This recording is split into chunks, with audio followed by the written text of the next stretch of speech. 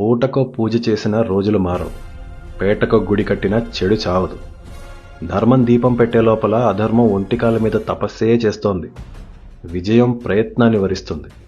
అది మంచికైనా చెడుకైనా ఏది బలంగా ఉంటే అది గెలుస్తుంది. రాముడిలో రాయి సిరితే రావణుడు చావల. రక్తపు మడుగులో రాత్రింపగళ్ళ రణంలో పోయాడు. రెండో చెంప చూపితేనో తెల్ల రుమాలు ఊపితేనో స్వాతంత్రం రాలేదు. గెలుపు అంత తేలిక? మేలుకో, కృష్ణుడే సారథై ఉన్న శత్రుపక్షమే పెద్దది.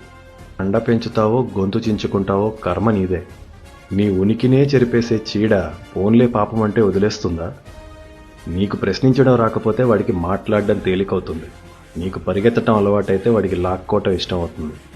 చెడు గెలవటానికి శత్రువు సంకల్పం ఎంత కారణమో మంచివాడి జడత్వం కూడా అంతే. అయినా మంచితనం ముసుగులో భయాన్ని కప్పేస్తావు. కర్తవ్యం వదిలేసి ఏవేవో నీతులు చెప్పేస్తావు. నీకోసం అవతారం దిగి రావాలా?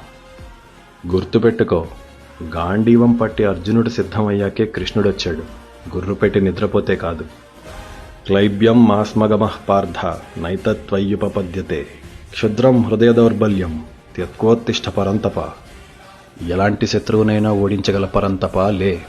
ఈ నపుంసకత్వం నీకు నప్పలేదు. హృదయ దౌర్బల్యాన్ని వదిలే పార్థ, అది నీ నైజం కాదు.